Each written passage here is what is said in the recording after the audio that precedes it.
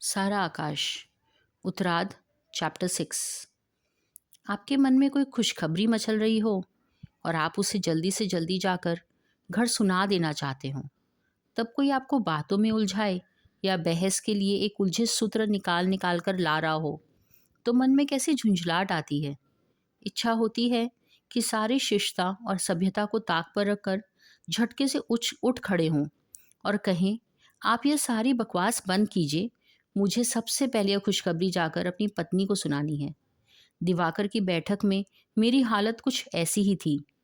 दिवाकर ने पूछा, काम करोगे? हाँ हाँ, मिला कुछ? मैं बेचैनी से उठ खड़ा हुआ। मिला तो सही, लेकिन बहुत दूर है, दिवाकर ने बताया। यूँ समझो कि शहर के दूसरे सिरे पर है। यार, तुम बताओ तो सही, तुम शहर की बात करते हो, मैं दुनिया के दूसरे सिरे पर चला जाऊंगा। शर्त यह है कि 3rd ईयर ज्वाइन करोगे? हाँ हाँ यार, करूँगा। तू बोल तो सही। तो सुनो, काम है एक प्रेस में प्रूफ रीडिंग का। सुबह 5 से 11 बजे तक वक्त तय कराया ताकि वहाँ से सीधे कॉलेज जाने में सुविधा हो। कौन लोग हैं, कहाँ हैं, मुझे बताओ तो सही दिवाकर। देंगे क्या? इतनी उतावली? पिताजी के एक दोस्त का प्रेस है। फिलहाल तो बहुत नहीं, लेकिन 2-1 महीने के बाद कह सुनकर बढ़ाया जा सकता है। पहले बता तो सही कि है कितना? 75। 1-2 महीने बाद 100 कराया जा सकता है। लेकिन तू ऐसा बेचैन क्यों हो उठा? वह मेरे बच्चों जैसी अधीरता पर हंस पड़ा। बहुत है दिवाकर, कृतज्ञता गदगद स्वर में मैंने कहा। यह तो हो जाए दिवाकर, मेरा तो उद्धार हो जाएगा। तू नहीं जानता मैं कितना परेशान हूँ। घर में एक पल भी चैन नहीं मिलता और मन में जैसे एक ज्वार उमड़ने लगा। कब चलोगे? चलो ना, अभी चलते हैं। दिवाकर ने एक पल मेरे चेहरे को देखा और बोला, अच्छा चलो। और जब सारी बातें तय हो गई तब भी मुझे विश्वास नहीं हो रहा था कि यह 75 रुपए की नौकरी सचमुच मुझे मिल गई। मुझे तो लगा, ऐसे लगने लगा था कि यह 2-2 पैसों को तरसना मेरे भाग्य में हमेशा के लिए लिख दिया गया है। हर महीने एक साथ 75 रुपए आना तो सपने जैसा लग रहा था। विश्वास नहीं किया जा सकता। बेचारे भाई साहब तो इसे कुछ ही ज़्यादा मिलता है। सारा दिन खटते हैं। लौटते हुए मन होता था उड़ता हुआ चला जाऊं, जाकर प्रभा से कहूं, देख प्रभा, मुझे नौकरी मिल गई। दिवाकर की ही वजह से ये सब हुआ, नहीं तो मैं घुट घुट कर मर जाता। मैं उसके साथ लौटकर घर आया। तय यूँ हुआ कि सुबह 5 से 11 बजे तक यहाँ रहा करूँगा। उसके बाद सीधा कॉलेज। हो सकता है मेरे सौभाग्य से पहला पीरियड 3rd ईयर का ना पड़े। निश्चय ही जब भाग्य ने मेरा साथ दिया तो वहाँ भी देगा, वरना हाजिरी पूरी कराने के लिए किसी प्रोफेसर की खुशामद करनी पड़ेगी। उस पीरियड को छोड़ दूंगा। मन होता था दिवाकर के पैरों में लिपट जाऊं। दिवाकर, तूने मुझे बचा लिया, वरना सच कहता हूँ मैं पागल हो जाता। तू नहीं जानता हमारे घर की हालत क्या है। मेरी समझ में नहीं आ रहा था मैं अपनी कृतज्ञता कैसे व्यक्त करूं। मेरी आंखें भर आई। अरे छोड़ो भाई, मैंने इसमें कुछ नहीं किया। मुसीबतों से संघर्ष करने का नाम ही तो वीरता है। वैसे तो मुझे बड़ा उपदेश देता है, खुद इतना कमज़ोर है। और फिर मुझे संकोच से बचाने के लिए एकदम बात बदल कर बोला, लेकिन यार, एक बात सोचता हूँ कि दूर बहुत पड़ जाएगा। आने जाने और खाने पीने की मुसीबत होगी। दूर की तो कोई बात नहीं है, मुश्किल से 2 मील होगा। ज़्यादा भी हो तो क्या है, सुबह सुबह जरा टहलना हो जाएगा। हाँ, खाने की समस्या जरा टेढ़ी है। फिर मैंने सोच कर कहा, पर खैर वह भी कोई दिक्कत नहीं। प्रभा बना दिया करेगी, सुबह जल्दी उठना ही तो पड़ेगा। रात को बन जाया करेगा। दिवाकर, उसकी बड़ी इच्छा थी मैं जैसे ही एमए कर डालूं, सुनते ही खुशी से उछल पड़ेगी। अच्छा, हाँ तो अब बता, उस दिन तुम किरण से, क्षमा के स्वर में मैंने उसके दोनों हाथ पकड़ लिए। यार, सब चलता है भाई, जरा यह समय गुजर जाने दो, फिर किसी दिन बैठकर सब बता दूंगा। जैसी तेरी मर्जी, लेकिन इतनी सुबह उन्हें मुसीबत तो नहीं होगी खाना बनाने में? उसने चिंता से पूछा। क्योंकि 5 बजे पहुंच जाने का मतलब हुआ तुम 4:30 बजे घर से चलोगे, यानी 3:30 पौने 4 पर उठो। परेशानी तो खासी है। सब हो जाएगा दिवाकर, सब हो जाएगा। तुम उसे नहीं जानते, उसने कितनी मुसीबतें सही है, इसे कोई नहीं जानता। मेरे लिए वह सब कर सकती है, सब सह सकती है। और अपने जैसे अभागे के लिए प्रभा के त्याग, मुसीबतों का ध्यान करके मेरी आंखों में आंसू आ गए। विवलता के आवेश में मेरा निचला होठ फड़कने लगा। एकदम दूसरी ओर देखते हुए मैं रुलाई पर नियंत्रण पाने की कोशिश करता रहा। कहीं प्रभा के सामने भी रोने ना लगूं तो उसे अच्छा नहीं लगेगा।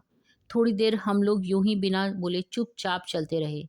फिर मुश्किल से मैंने कहा, दिवाकर, तुम रुपए उधार दो। कितने?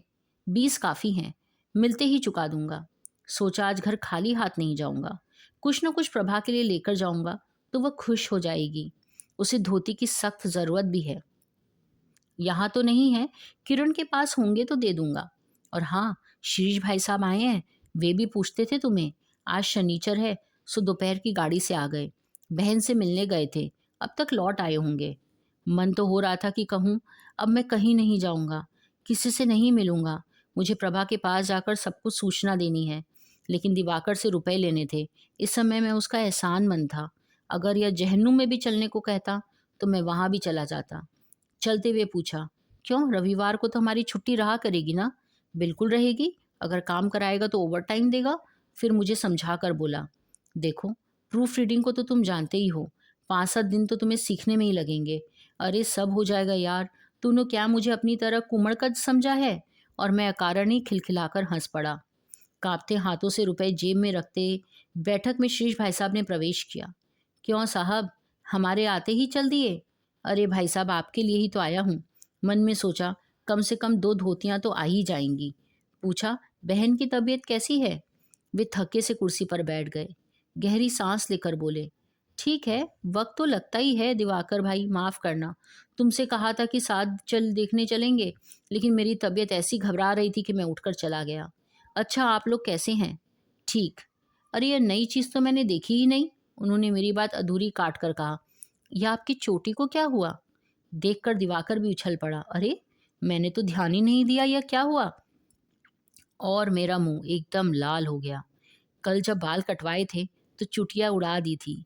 पता नहीं उसके पीछे शीश भाई का डर था या उसकी कोई उपयोगिता समझ में ना आने का ज्ञान।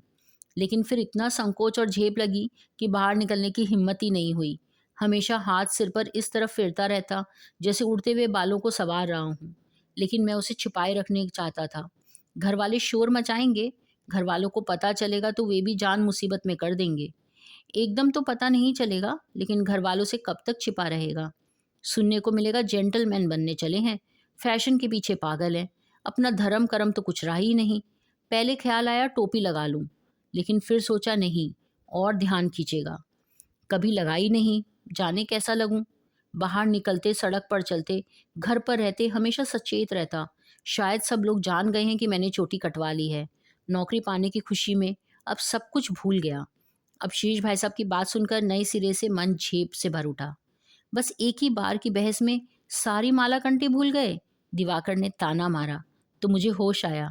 इतनी देर से साथ हूँ, इधर तो मेरा ध्यान ही नहीं गया। इस बार शीश भाई साहब ने मेरा पक्ष लिया।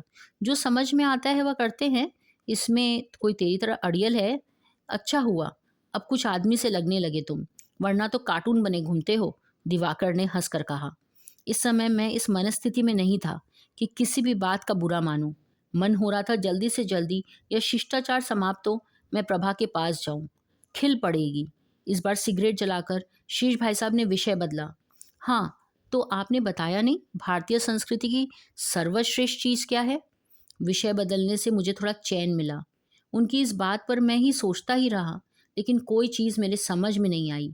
जो कुछ जानता था उसे उन्हीं शब्दों में कह पाऊंगा या नहीं, यह भी विश्वास नहीं था। उत्तर दिया, आत्मज्ञान और आध्यात्मिक चिंतन ही मेरी समझ में। बात काट कर बोले, भाई, ये भारी भारी शब्द हैं, इनका कोई अर्थ मेरी समझ में नहीं आता। मान लीजिए आपने कोशिश करके अर्थ समझा भी दिया, तो इनकी उपयोगिता या ज़रूरत मेरी समझ में नहीं आएगी। मैं अचकचा गया। फिर भी जैसे तैसे कहा, सरल शब्दों में तो शायद यही कहेंगे कि अपना और संसार का ज्ञान। बात काट कर वे बोले, संसार झूठ है, माया है और ब्रह्म के अंश हैं। और आपके माँ बाप, भाई बहन, पत्नी, पुत्र सब माया है। बदले में आप उनके लिए माया है। इसीलिए इन सारे माया के बंधनों को तोड़ दो तो आत्मज्ञान होगा। भागकर हिमालय की गुफाओं में चले जाओ तो ये सब अपने आप छूट जाएंगे। शीश भाई ने हो करके हंस पड़े। भाई वाह! मैं सहसा हतप्रभ हो गया। देर तक कोई जवाब नहीं सूझा। तब वही मेरे कंधे पर हाथ रखकर बोले, भाई मेरे, यह पलायन और पराजय का दर्शन ही तो आपको यहाँ लाया है। बेटा बाप को माया समझे और बाप बेटे को माया। इससे ज़्यादा एहसान फरामोशी यानी एक दूसरे का अपमान और क्या होगा। जिस औरत ने आपको जन्म दिया, आप उसे नरक का द्वार कहें, और जिसे आप अपने बेटे की माँ बनाने जा रहे हैं, उसे कुंभी पाक बताते हैं। यह हर दर्जे की कृतज्ञता नहीं है, लेकिन अंत में इसमें हाथ में कुछ नहीं आता। इसीलिए आदमी को आत्महत्या कर लेनी चाहिए। वाह साहब वाह, खूब दर्शन है आपका। इस बार सचमुच शीश भाई ने जरा आवेश में कहा, आत्महत्या के कितने सुंदर नाम हैं। आत्मज्ञान, ब्रह्म में लीन, मोह माया के बंधनों से छुटकारा, स्थित प्रज्ञता। अरे साहब, कौन आपके हाथ जोड़ने गया था कि आप इस संसार में आइए, कृतार्थ कीजिए। बाजीगर ने एक गोला निकाला तो आपके हाथ में ब्रह्म पकड़ा दिया, दूसरा गोला निकाला तो माया आ गई, तीसरे गोले से गुणों का जन्म हुआ। लीजिए साहब, हवा में दर्शन का महल खड़ा हो गया। अब आप बार बार घर बार की जिम्मेदारी छोड़िए और भागिए ब्रह्म ज्ञान के पीछे। इससे आप बेकार के झंझटों और चिंताओं से बच जाते हैं। मैंने कहा, जी हाँ, हमारे घर एक दुर्घटना हो गई और आपको प्राप्त हो गया ब्रह्म ज्ञान। आप तो एक तरफ आसन लगाकर बैठ गए। अब इस दुर्घटना को कौन संभाले। ब्रह्म ज्ञान ना हो गया, शराब की बोतल हो गई कि पिया और औंधे पड़े हैं। भाड़ में जाए घर, कुएं में जाए घर वाले। और फिर अचानक जैसे उन्हें कुछ याद आ गया। अच्छा क्यों साहब, मान लीजिए आपके माँ बाप ने आपको पढ़ाया लिखाया, ना पढ़ाया लिखाया होता और ना अच्छा खाने पहनने को दिया होता, आपकी देखभाल भी ठीक से नहीं की, तब बड़े होकर आप उन्हें गालियाँ क्यों देते हैं। क्यों नहीं मान लेते कि उन्हें भी ब्रह्म ज्ञान हो गया और उन्होंने आपको माया मानना शुरू कर दिया। वे क्यों माया के पीछे भागे, इसीलिए उन्होंने आपकी चिंता नहीं की। इस बार मैं सचमुच बौखला गया। ब्रह्म ज्ञान के इस रूप को तो मैंने देखा ही नहीं। इस दृश्य में तो सचमुच एहसान फरामोशी और गैर जिम्मेदारी हो गई। मैंने फिर पैतरा बदलने की कोशिश की।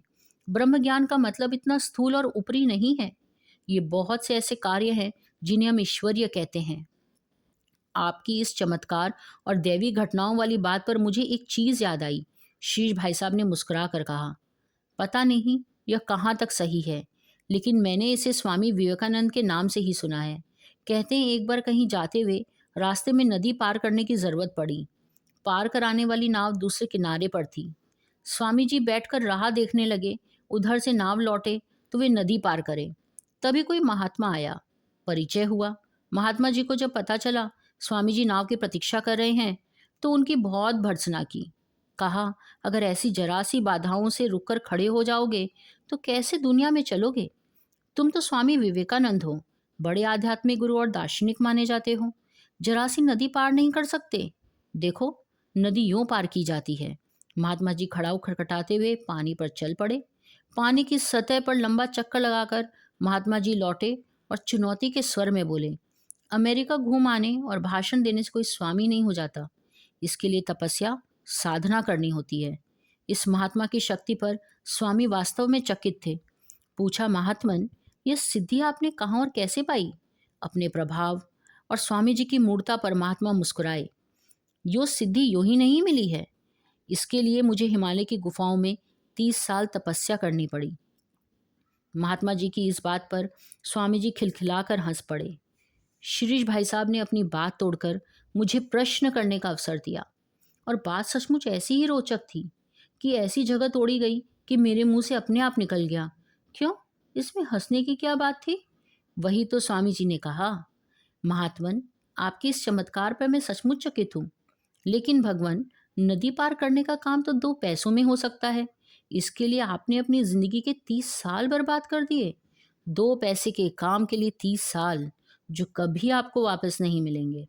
30 साल आपने इस साधना में लगाए और जीवन के बाकी 30 साल चमत्कार और सिद्धि के दर्शन में लगाएंगे। जिंदगी भर नदियां ही पार करेंगे और लोगों की श्रद्धा लूटेंगे।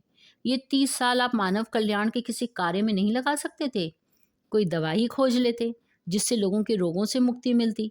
अपनी बात समाप्त करके श्रीश भाई ने कहा, मैं नहीं जानता यह घटना सच है या झूठ, लेकिन इस सच्चाई से हम इनकार नहीं कर सकते कि आदमी भूख और रोग में तड़प तड़प कर मरता रहा और आपकी भारतीय संस्कृति मानव मात्र के कल्याण का राग अलापती रही। औरत और शूद्र के कबाब भून भून कर लोग खाते हैं, जीव मात्र को समानता के नारे लगाते हैं। चींटी और हाथी में तो हमने एक ब्रह्म देखा, लेकिन शंबुक और सीता को जीवित प्राणी भी नहीं समझते, और हम उन पर अत्याचार नहीं करते। और अचानक मुझे शीरीष भाई साहब की बात सुनाई देनी बंद हो गई। लगा जैसे मैं प्रभा के सामने सिर झुकाए अपराधी की तरह खड़ा हूँ। क्या मर्यादा पुरुषोत्तम राजा राम के भीतर एक क्षण के लिए भी अपराध सिर झुकाकर नहीं खड़ा हुआ होगा? कभी उन्होंने सीता के सामने अपने आप को निरुत्तर नहीं पाया होगा? जैसे अचानक मेरा दम घुटने लगा। मन हुआ अभी अभी इसी क्षण मुझे प्रभा के सामने होना चाहिए, और मैं यहाँ बैठा बैठा बहस कर रहा हूँ। कैसे इस बहस को समाप्त करूं? लेकिन उनकी बातें ऐसी आकर्षक थी कि उठने का मन ही नहीं करता। वह बता रहे थे, और हमारी सबसे बड़ी मुसीबत यह है कि हमारे पास अपना इतिहास भी नहीं है। पता नहीं और किसी जाति के पास अपना सच्चा इतिहास है या नहीं, लेकिन हमारे पास निश्चय ही जो कुछ है वह इतिहास नहीं, पुराण है। पुराणों में काव्य और इतिहास का ऐसा घपला है कि सच्चाई का पता लगाना कठिन है। ऐतिहासिक सत्यों और तथ्यों को जब जब काव्य रूप दिए जाते हैं, तो उनकी सारी वास्तविकता के क्रम एक नए ही अभिप्राय को जन्म देते हैं।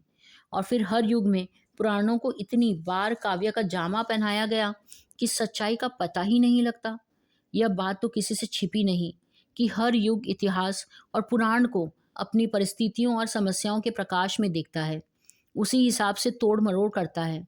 सिर्फ नई व्याख्या ही नहीं करता, पुराने वेश को नई आत्मा देता है। फिर एक कान से दूसरे कान तक आती हुई सच्चाई सैकड़ों सालों से क्या रह जाती होगी, इसे आप खुद सोचिए।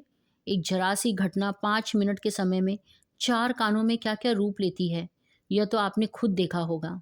कविता में ये सारे इतिहास को रूपक, प्रतीक, उथोक्ता और व्यंजन की लाद दिया गया है।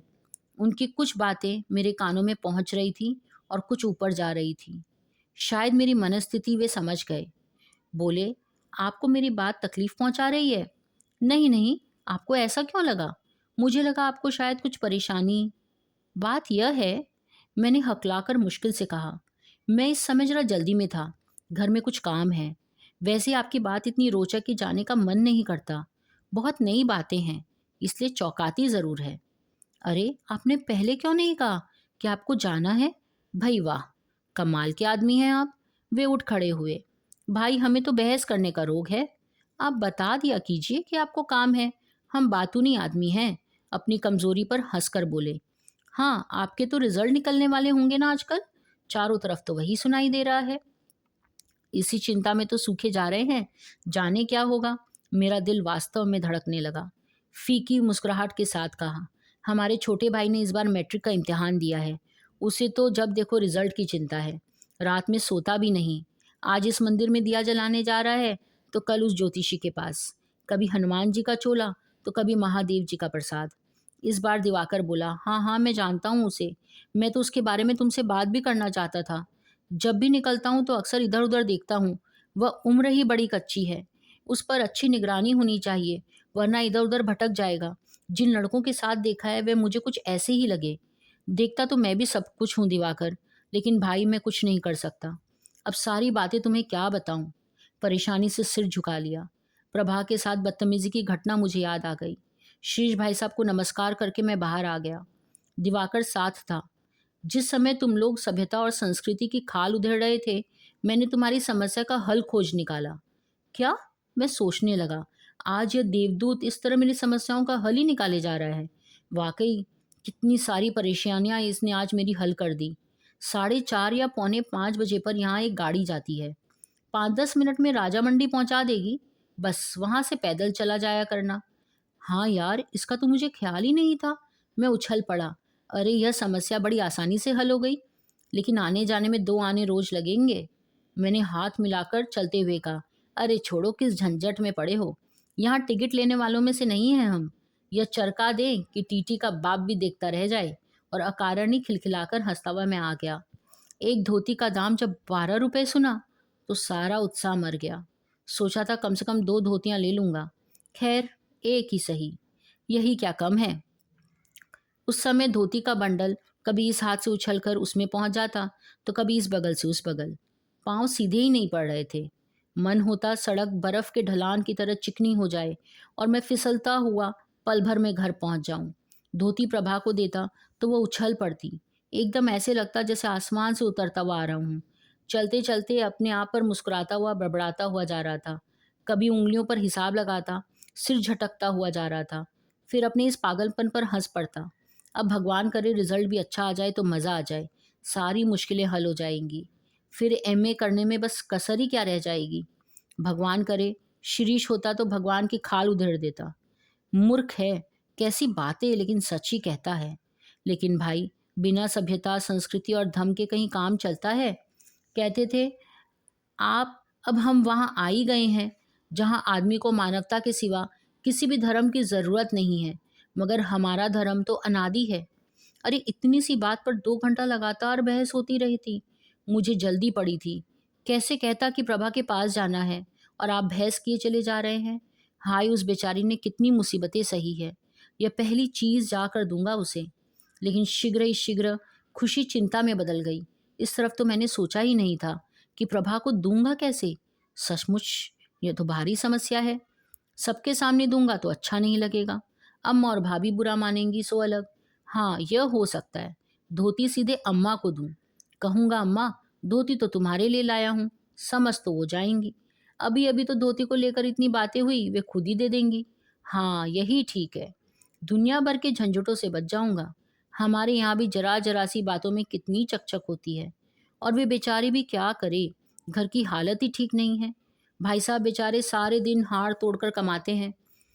यह भी कोई कमाना है? या तो कहो मकान अपना है, कहीं किराए का होता तो पता ही चल जाता। 30 तो कम से कम देने पड़ते किराए के। कायदे से तो अपनी पहली कमाई की धोती अम्मा को ही देनी चाहिए। लेकिन अगर दूं तो सचमुच खुश हो जाएगी। लेकिन जैसे ही घर का दरवाज़ा दिखाई दिया, सारी भावनाएं काफुर। घर घुसते ही कुंवर ने पूछा, भैया यह क्या लाए हैं? मैंने तो स्वाभाविक रूप से कह दिया, कुछ नहीं, तुम्हारी भाभी के लिए धोती लाया हूँ। उसके पास नहीं थी और ज़्यादा कुछ ना पूछकर वह वहाँ से चला गया। बंडल मैंने सीधा अम्मा की गोद में रख दिया। उन्होंने पूछा, क्या है? अम्मा, तुम्हारे लिए धोती लाया हूँ। और वास्तव में मेरे मन में आया कि अगर इसे अम्मा रखना भी चाहे तो मैं कुछ नहीं कहूँगा। क्या है? प्रभा के लिए दूसरी ले आऊँगा। तभी कोने से चटनी पीसती हुई प्रभा दिखाई दी। तब लगा नहीं, अम्मा से ज़्यादा तो इसे ही ज़रूरत है। जैसे ही पहला वेतन मिला, प्रभा के लिए ज़रूर लाऊंगा, यह अम्मा के नाम से ही। अम्मा बोली, हाँ, हमें तो बहुत लाएगा। यूँ क्यों नहीं कहता कि अपनी बहू के लिए लाया है? अम्मा ने मुस्कुरा कर कहा। तभी भाभी भी बच्ची को गोद में लिया आ गई। धोती तो बड़ी अच्छी है, अम्मा और भाभी दोनों के मुंह से निकला। तभी कुंवर आ गया और बोला, भाभी के लिए लाए हैं? हाँ हाँ, उतना क्या हम नहीं समझते? अम्मा ने कहा, जैसे इस बात के लिए वह पिछले जन्म से ही जानती थी। नहीं, अभी दरवाजे पर ही कह रहे थे। अपनी बात को और भी सच बताने के लिए कुंवर ने कहा। अम्मा की प्रसन्नता एकदम घुप हो गई। मैंने तेज आंखों से कुंवर को घूरा, लेकिन अंधेरे के कारण या तो उसने देखा नहीं या अम्मा कहीं मेरे खिलाफ भड़काने में उसे अच्छा लगा। रस्म अदायगी के तौर पर थोड़ी देर धोती को उलट पुलट कर देखने के बाद अम्मा ने समेट कर मेरी तरफ दिया। ले, तुम ही रख लो ना अम्मा, मैं क्या करूं? मुझे और अपने कुंवर दोनों के ऊपर गुस्सा आया। बात जबान पर आते आते रुक गई। तुम ही दे देना, लेकिन चुप रहा। जिसके लिए लाया है तो उसे खुद क्यों नहीं दे देता? मेरा नाम क्यों लगा रहा है? इस बार अम्मा ने कटु शब्दों में कहा। चुपचाप उठकर अपनी चारपाई पर मैं चला गया। सारा उत्साह और आनंद समाप्त। और उसी दिन खाना खाते खाते भाई साहब को मैंने सूचना दी। भाई साहब, मैंने सोचा है कि 3rd ईयर के एडमिशन ले लूं। मैं डर रहा था कहीं कोई कांड ना हो जाए। भाई साहब का कौड़ चबाता मुंह रुक गया। कुछ देर इस तरह देखते रहे जैसे पहचानते ही नहीं। फिर पूछा, बाबूजी से पूछ लिया? आप कहेंगे तो आसानी से मान लेंगे। जब वे नाराज़ नहीं हुए तो मैंने अपनी बात हिम्मत करके कहा, भाई साहब, बात यह है कि जब कोई डिग्री ना हो तो नौकरी ढंग की नहीं मिलती। बड़े बड़े बीए एमए तक ऐसे ही घूमते हैं। आहत स्वर में उन्होंने कहा, सो तो ठीक है, लेकिन उस डिग्री के लिए खर्चा भी तो चाहिए। बीए की पढ़ाई का खर्चा है। मुझे तो अमर भी पास होता नहीं लगता। इस बार कुछ दृढ़ करके मैंने कहा, बीए की पढ़ाई का खर्चा तो मैं निकाल लूँगा, उसके बारे में आपको चिंता नहीं करनी पड़ेगी। नौकरी की बात मेरे मुंह तक आकर रह गई। लेकिन भाई, तुम अकेले तो नहीं हो, और भी तो लोग हैं ना। उनका इशारा स्पष्ट ही प्रभा की ओर था। वह तो मैं देख लूंगा भाई साहब, मैंने हट और खुशामद से कहा। बस आप बाबूजी से कहलवा दीजिए। वह तो तुम्हें जो दिखे सो करो, मैं तो बाबूजी से नहीं कहता। उनका दिमाग यूं ही ठीक नहीं रहता। भाई साहब नाराज होकर चुप हो गए। मगर अभी बाबूजी के गुस्से को तो मुझे भुगतना ही था। शीघ्र ही वह क्षण भी आ गया। धोती पर प्रभा नाराज होती हुई बोली गंभीरता से, बड़ी लाई धोती, अम्मा को तो नाराज कर दिया। तुम बताओ मैं क्या करता? मेरा कसूर क्या है मुझे कहो। मैंने ईमानदारी से कहा। मैं तो तैयार था कि अगर वे धोती रखेंगी तो दूसरी ला देता। ओहो, बड़े रईस हो गए हो, क्या बात है, कहीं रुपए पड़े मिल गए? मैंने प्रयत्नपूर्वक जैसे कोई साधारण सी बात कर रहा था। मुझे नौकरी मिल गई ना? सच? प्रभा उछल पड़ी। उसकी आंखों में आश्चर्य, प्रसन्नता, उत्सुकता फैल गई। तुम तो बड़े वैसे हो जी, चुपचाप बैठे हो, बताया तक नहीं। कैसे धीरे से कह रहे जैसे कुछ हुआ ही नहीं। मुझे उसकी उत्सुकता, बेचैनी बड़ी अच्छी लगी। मैंने भी बनावटी लापरवाही से कहा, हाँ, उसमें ऐसा भी क्या है, बता तो दिया। खुशी प्रभा के रोम रोम से फूट रही थी। फूलों की खिली डाली जैसी उसकी खुशी देखकर मुझे लगा जैसे सचमुच कोई बड़ी घटना हो गई। और तब मैंने आवेश में उसे बाहों में भर लिया और चुंबनों से उसका मुंह छा दिया। हाँ प्रभा, मैं तुम्हें तंग कर रहा था, नहीं तो यही फिक्र थी कि आगे पढ़ भी पाऊंगा कि नहीं। प्रभा को जब सांस आई तो पूछा, है कितने की? बस यही तो मत पूछो। यूँ समझो कि पढ़ने लायक खर्चा निकल जाएगा। अगर यह चलती जाए तो कम से कम एमए तो कर लूँगा। और मैं दूर भविष्य में खो गया। बेचैनी से उसने मेरे दोनों कंधे झकझोर कर कहा, तब भी कितने की यह तो बताओ। और उसकी झुंझलाहट मेरे भीतर गुदगुदी पैदा करने लगी।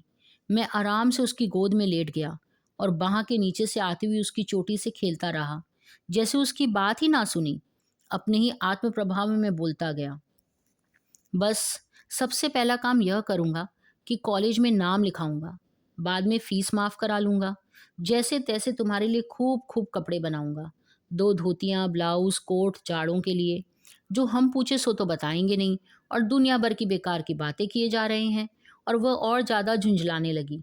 उसने मेरा हाथ पकड़ लिया, मेरी उंगली लेकर अपने दांतों के नीचे दबाती हुई बोली, अच्छा अब तो बताओगे? दांतों का दबाव बढ़ता गया।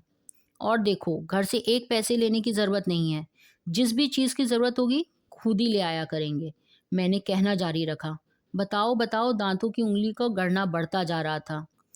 अरे छोड़ो, अब क्या उंगली ही काट दोगी? इस बार मैं दर्द से करा उठा।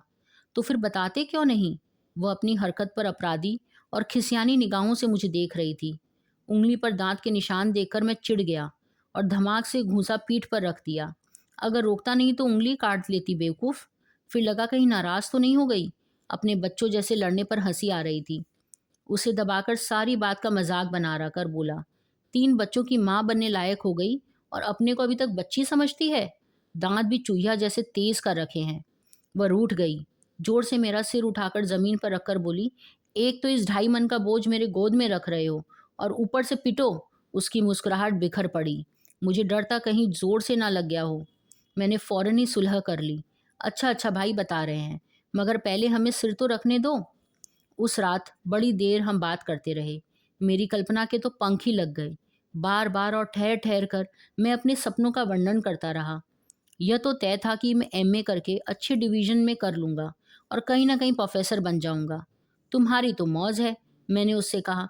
पढ़ने लिखने के नाम पर काला अक्षर भैंस बराबर, और आगे जाकर प्रोफेसरनी कहलाओगी। जरा कोई प्रोफेसरनी की सूरत तो देखो आकर। प्रभा नाराज हो गई। तब ठीक है, कोई पढ़ी लिखी ले आना। लड़कियों को भी तो पढ़ाओगे, उन्हीं में से कोई छांट लेना। और अपनी लड़की को जो पढ़ा लेंगे, मैंने खुशामद से कहा। गुस्सा भूलकर प्रभा बोली, हाँ, ये तो अभी से कह देती हूँ, बाद में तुम ची चुपड़ मत करना। मैं कॉलेज जरूर ज्वाइन करूँगी। अरे जो चाहो कर लेना प्रभा, तुम तो घर की रानी होगी, कौन तुम्हें रोकने वाला है। मैं सपनों में खो गया। और देखो, हमारी एक अच्छी सी लाइब्रेरी होगी, उसमें नई से नई किताबें लाएंगे, 2-3 पत्रिकाएं मंगवाएंगे। लेकिन रेडियो के बिना तो घर सूना सूना लगेगा। प्रभा ने कहा, नहीं, घर सूना क्यों लगेगा? उसका भी इंतजाम कर लेंगे, चलता फिरता रेडियो आ जाएगा तब तो। प्रभा लजा कर लाल हो गई।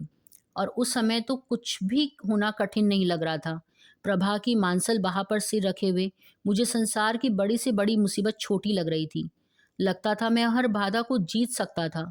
मैंने एक योजना तैयार की। प्रभा उसमें सुधार करेगी और प्रभा जो कुछ बताएगी उसमें मैं मीन मेख निकालूंगा। उस रात बगीचे के फूलों से लेकर बंगले के फाटक पर लगने वाले अपने नाम की प्लेट, हर विषय पर हम लोगों ने बातें की। बीच बीच में जब ध्यान आता कि ये बातें कितनी निराधार है, और या इस बात पे या हम दिल दिल कोई याद दिला देता, सूत ना कपास और हम लोग ना जाने कहाँ कहाँ के कुलाबे मिला रहे हैं। थोड़ी देर चुप रहते, फिर नए सिरे से बात निकलती। हाँ, सारी बातें यहीं आकर समाप्त होती। बस बीच की ये बातें थोड़ी और कठिनाइयाँ और मुसीबतें हैं। इसके बाद तो बेड़ा पार समझो। इन्हें ही जरा हिम्मत से सह लेते हैं प्रभा। मैं तुम्हें रानी बना दूंगा। और जब बदले में वह संसार की सारी कठिनाइयों को चुपचाप सह लेने का आश्वासन देती, तो मैं कृतज्ञता और विश्वास से गदगद हो जाता। जब मुझे याद आया कि अपने इस सारे नक्शों में हमने अपने घर वालों को तो शामिल ही नहीं किया, तो बोला, मैं एक भाई को अपने साथ रखकर पढ़ाऊंगा। अमर को नहीं, वह बदतमीज है, कुंवर सीधा है, वह रह भी लेगा। घर छोड़कर अम्मा बाबूजी तो हमारे साथ क्या ही रहेंगे, कभी कभी आ जाया करेंगे। भाई साहब को भी तो बोझ थोड़ा हल्का हो जाएगा। प्रभा कुछ नहीं बोली। उस रात हृदय की कल्पना उन्मुख थी और होठों के स्वप्न गीत बनकर फूट पड़ना चाहते थे। उस रात हम दोनों की आत्माएं एकाकार होकर सतरंगे फूल जैसी बन गई और वर्तमान से उठाकर हमें भविष्य के सुनहले संसार में ले गई। हम लोग हाथ में हाथ झुलाते हुए उस पर चलने लगे। अपने को साफ देख पा रहे थे। उस दिन सारा आकाश रोशनी के फूलों से दीप दीप कर रहा था। निश्चय किया, कल रविवार है, मैं जाकर काम देखाऊं, समझ लूं, घर वालों को किसी तरह बता दिया जाएगा। लेकिन यह साफ कह दूंगा कि नौकरी दिवाकर ने इसी शर्त पर दिलाई है कि मैं आगे पढ़ाई करूंगा। जब हम लोग सोए तो फिर ध्यान आया कि जिसने नौकरी दिलाई है उसके बारे में तो मैंने प्रभा से कोई बात ही नहीं की। शीश भाई साहब की बात भी तो बतानी है। सुबह उठते ही मैंने कहा, प्रभा, एक दिन तुम्हें दिवाकर के यहाँ जरूर ले चलूंगा। वह कई दफ़ा कह चुका है। मैंने उस दिन की सिनेमा वाली बात भी बताई। कैसे तब मैंने कह दिया था कि वो अपने घर गई है। किरण की बात भी बताई। प्रभा किरण के सामने होने की कल्पना से सकुचा उठी। देखो, मैं कैसे चल सकती हूँ? घर पर तो तुमने देख ही रहे हो सब। तुम हमारे साथ चलोगी? घर का तो वह सब चलता ही रहता है। और खैर, इस पर अभी से सिरदर्द लेने की ज़रूरत नहीं है। हाँ, चलेंगे जल्दी ही। शीर भाई साहब की बहन से भी तो मिलना है एक दिन। कौन? उसने चकित भाव से पूछा। और मैं देर तक उसे शीर्ष भाई साहब के बारे में बताता रहा। एम्प्लॉयमेंट एक्सचेंज से लेकर सारी बातें बताई।